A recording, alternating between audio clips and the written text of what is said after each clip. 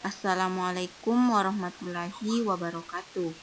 Perkenalkan, nama saya Andini Pertiwi dari kelas pendidikan IPA Reguler B, kelompok 3 untuk mata kuliah IPA Sekolah 3. Di sini saya akan memaparkan materi terkait dengan konsep pewarisan sifat pada makhluk hidup.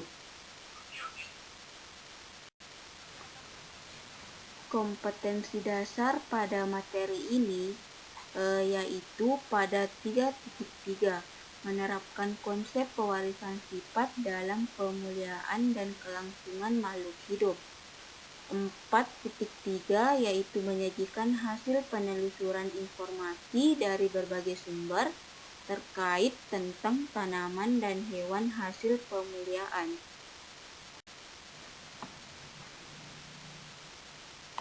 Molekul yang mendasari pewarisan sifat. Materi genetik.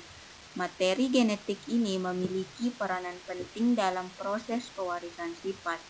Perpindahan sifat dari suatu generasi ke generasi selanjutnya dinamakan penurunan sifat, inheritasi atau hereditas. Bersama-sama dengan kesamaan bawaan, ada juga variasi. Keturunan memiliki penampilan yang sedikit berbeda dari orang tua atau saudara kandungnya. Sebagian besar gen memprogram sel-sel untuk mensintesis enzim yang spesifik dan protein lain. Merupakan aksi kumulatif dari protein tersebut yang menghasilkan sifat-sifat turunan suatu organisme. Pemrograman sifat-sifat ini dalam bentuk DNA adalah satu tema pemersatu biologi.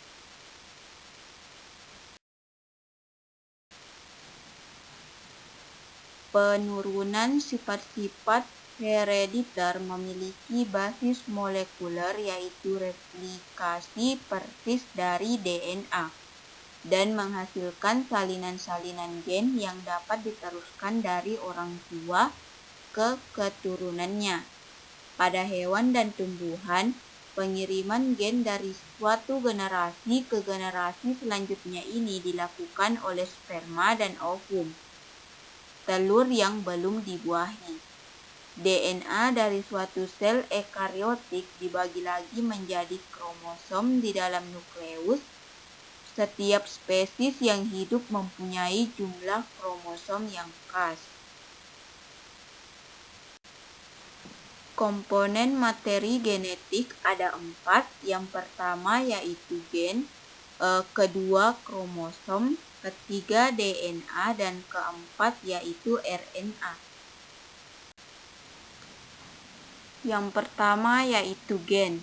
Gen sebagai unit terkecil dari materi genetik yang mengendalikan sifat-sifat hereditas organisme. Gen terdiri atas DNA yang terpintal oleh protein histon dan tersusun dalam satu deret secara linear dan beraturan di dalam lokus-lokus pada kromosom. Berdasarkan sifatnya, gen terbagi menjadi 3, yaitu gen dominan dengan ekspresi kuat yang dilambangkan dengan huruf besar. Yang kedua yaitu gen setengah dominan dengan ekspresi di antara gen dominan dan resesif. Yang ketiga yaitu gen resesif dengan ekspresi lemah yang dilambangkan dengan huruf kecil. Selanjutnya yaitu fungsi dari gen. Yang pertama, sebagai syarat tersendiri yang ada pada kromosom. Sara ialah zat terkecil dan tidak dapat dibagi-bagi lagi. Yang kedua yaitu menyampaikan informasi genetik dari induk kepada keturunannya. Dan yang ketiga mengatur proses metabolisme dan perkembangan. Materi genetik selanjutnya yaitu kromosom. Kromosom ialah benda-benda halus seperti benang-benang yang mudah menyerap warna dan berfungsi sebagai pembawa sifat keturunan. Di dalam sel diploid, kromosom tampak berpasangan. Sepasang kromosom disebut dengan kromosom homolog, yaitu kromosom yang memiliki bentuk, ukuran, dan urutan gen yang sama. Sementara kromosom yang bukan pasangannya disebut kromosom non-homolog. Adapun fungsi kromosom, yaitu sebagai tempat penyimpanan informasi genetik yang akan diturunkan dari induk ke anak sampai membentuk sifat dan ciri khas individu itu, berperan penting dalam proses pembelahan sel dan menentukan jenis kelamin sebuah individu. Kromosom terdiri atas 44 buah atau 22 pasang kromosom autosom atau kromosom tubuh dan sepasang kromosom gonosom atau kromosom kelamin, yaitu XX pada wanita dan XY pada pria.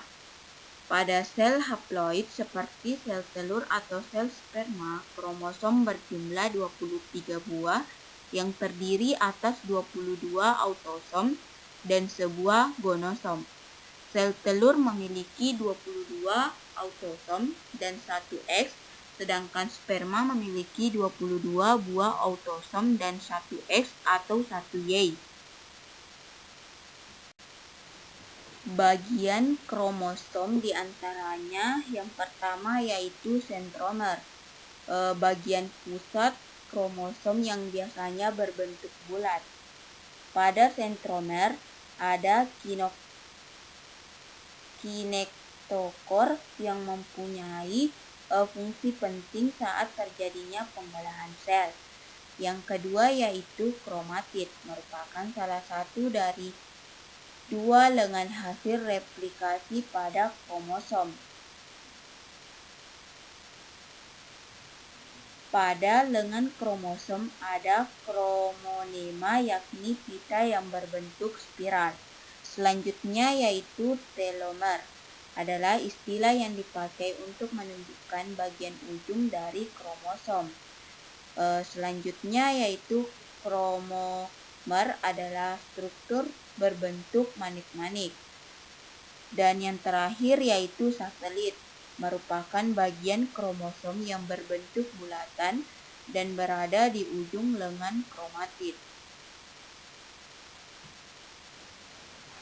Berdasarkan letak sentromernya, kromosom dibagi atas 4. Yang pertama yaitu metasentris. Sentromer terletak di tengah-tengah kromosom sehingga kromosom berbentuk seperti huruf V. Yang kedua yaitu submetasentris. Sentromernya terletak submedian atau ke arah salah satu ujung kromosom, berbentuk seperti huruf J.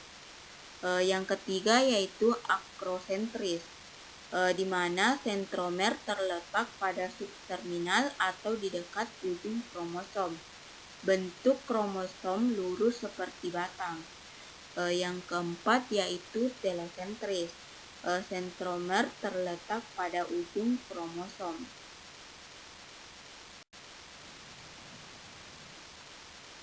Materi genetik selanjutnya yaitu DNA atau asam deoksiribonukleat, yaitu pembawa sebagian besar atau seluruh sifat-sifat genetik di dalam kromosom.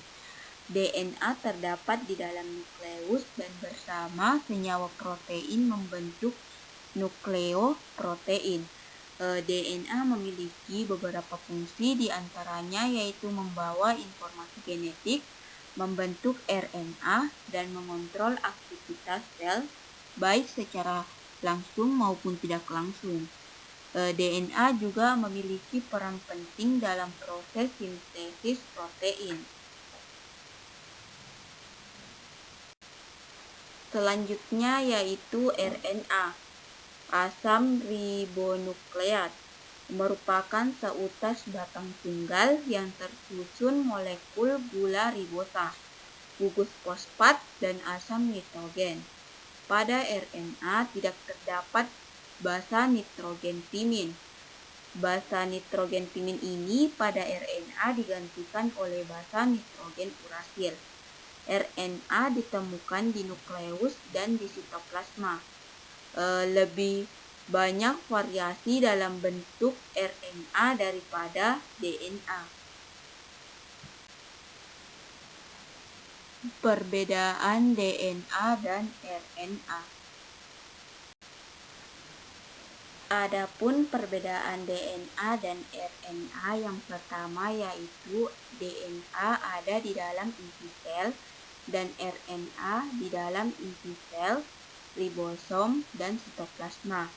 Yang kedua yaitu bagian pentosa dari RNA adalah ribosa, sedangkan bagian pentosa dari DNA adalah deoksiribosa.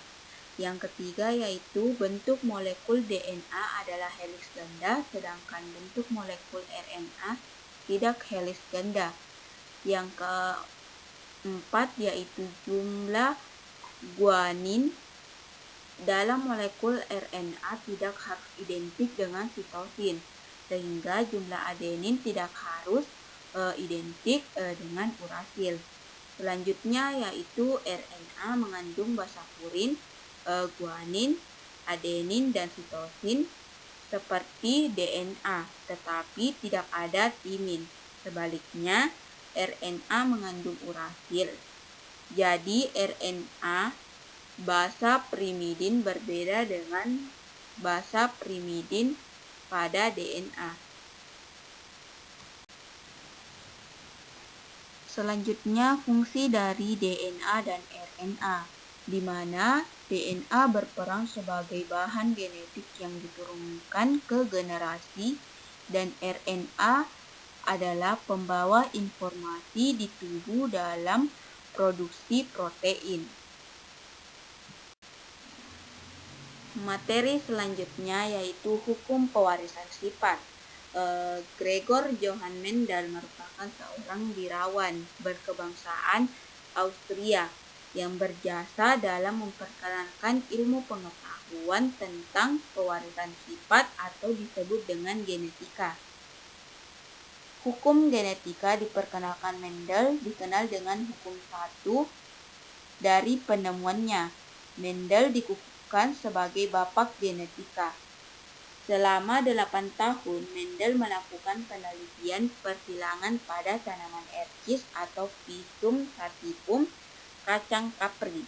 Mendel memilih tanaman erkis untuk percobaannya sebab tanaman erkis masa hidupnya tidak lama, hanya berkisar setahun. Mudah tumbuh, memiliki bunga sempurna sehingga terjadi penyerbukan sendiri yang akan menghasilkan gulur murni, keturunan yang selalu memiliki sifat yang sama dengan induknya dan mampu menghasilkan banyak keturunan. Hukum Mendel ada 2.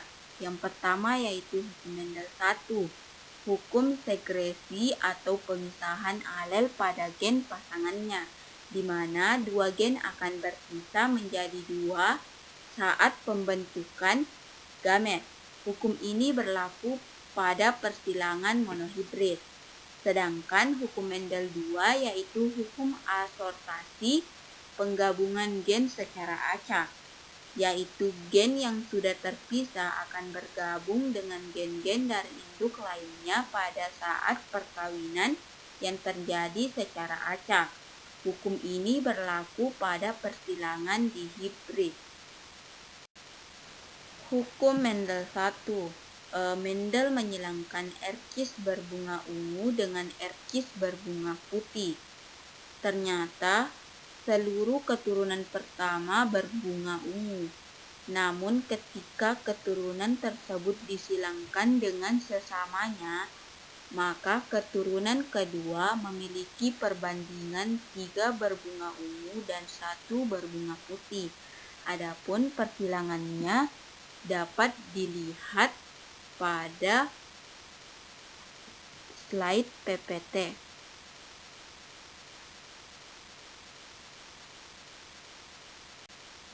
Selanjutnya, hukum 2 Mendel.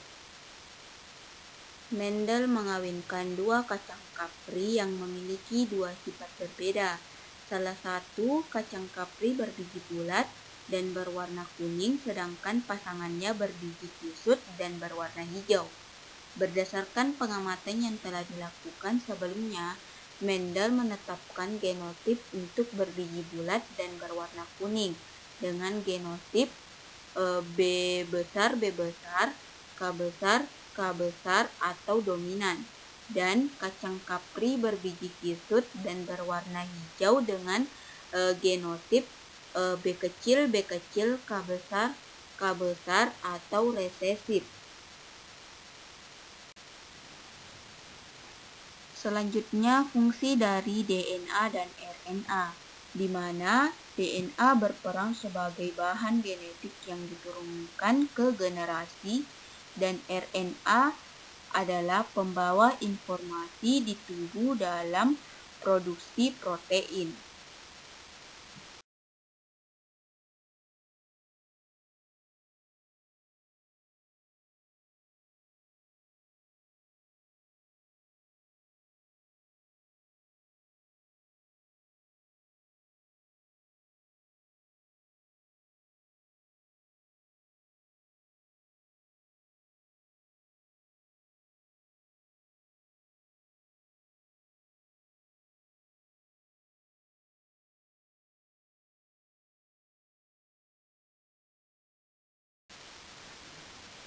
Adapun perbedaan DNA dan RNA, yang pertama yaitu DNA ada di dalam inti sel dan RNA di dalam inti sel, ribosom, dan sitoplasma. Yang kedua yaitu bagian pentosa dari RNA adalah ribosa, sedangkan bagian pentosa dari DNA adalah deoksiribosa. Yang ketiga yaitu bentuk molekul DNA adalah heliks ganda, sedangkan bentuk molekul RNA tidak heliks ganda. Yang keempat yaitu jumlah guanin dalam molekul RNA tidak harus identik dengan sitosin, sehingga jumlah adenin tidak harus identik dengan urasil. Selanjutnya yaitu RNA mengandung basa purin.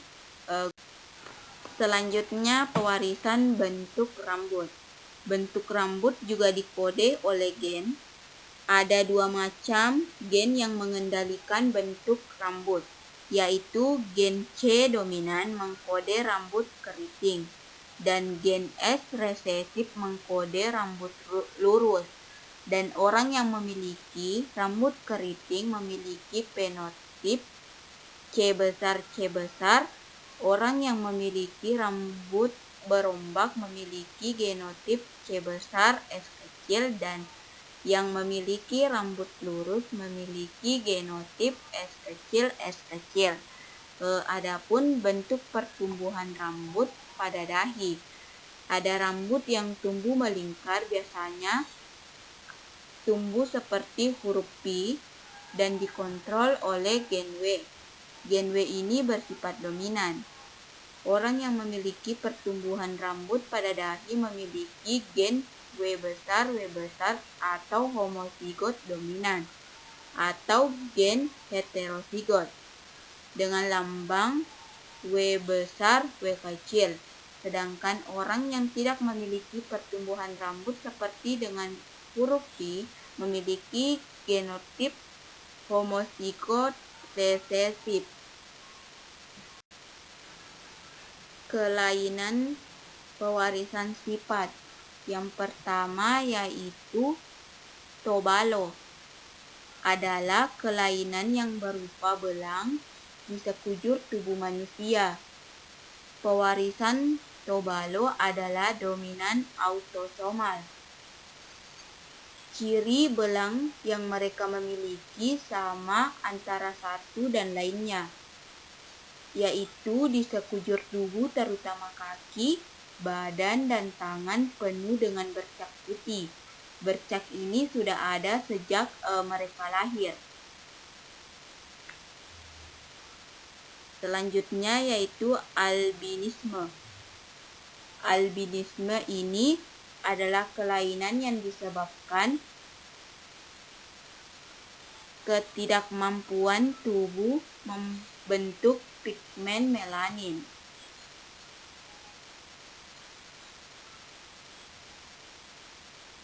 Keadaan ini menyebabkan penderita albino tidak memiliki pigmen pada kulit, iris, dan rambut. Kulit dan mata penderita albino sangat sensitif terhadap cahaya, sehingga mereka harus menghindari cahaya matahari yang terlalu terang. Selanjutnya yaitu penyakit buta warna, ditentukan oleh gen resesif yang tertaut di kromosom X.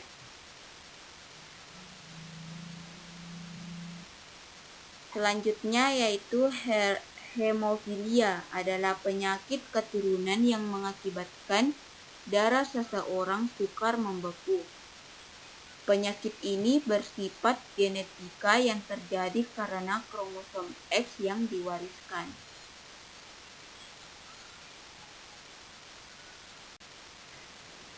Penerapan pewarisan sifat dalam pemuliaan makhluk hidup dan penerapannya bagi manusia. Di sini konsep pewarisan sifat telah diterapkan dalam pemuliaan makhluk hidup, yaitu usaha untuk mendapatkan bibit yang unggul. Pewarisan sifat juga berperan dalam pemuliaan hewan, yaitu dalam rangka untuk menghasilkan hewan ternak yang berkualitas tinggi. Selain dengan melalui persilangan, pemuliaan makhluk hidup juga dapat dilakukan melalui rekayasa genetika, yaitu dengan mengubah susunan gen pada suatu organisme.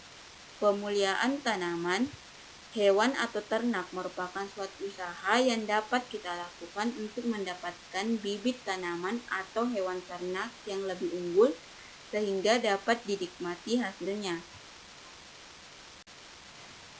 Yang pertama yaitu pemuliaan tumbuhan, di mana pemuliaan ini merupakan suatu usaha yang dilakukan untuk memperoleh bibit yang secara genetik baik dengan cara menyeleksi, sehingga kita akan memperoleh tanaman yang memiliki kualitas yang unggul. Beberapa organisme yang dikategorikan bibit unggul yang perlu diketahui antara lain yaitu masa pertumbuhan pendek atau cepat menghasilkan. Yang kedua yaitu tahan lama dan penyakit, memiliki produksi tinggi dan rasanya enak, dan masa produksi lama serta adaptif terhadap kondisi lingkungan. Contoh pemuliaan yaitu pada bibit padi, misalnya varietas Aries, Intani, PPH, Bernas Prima, dan varietas UPB 4S. Adapun cara memperoleh bibit unggul dapat dilakukan dengan 3 cara. Yang pertama yaitu hibridasi. Hibridasi ini merupakan suatu proses perkawinan silang antara dua individu tumbuhan yang memiliki jenis yang sama tetapi berbeda varietasnya. Rekayasa genetik.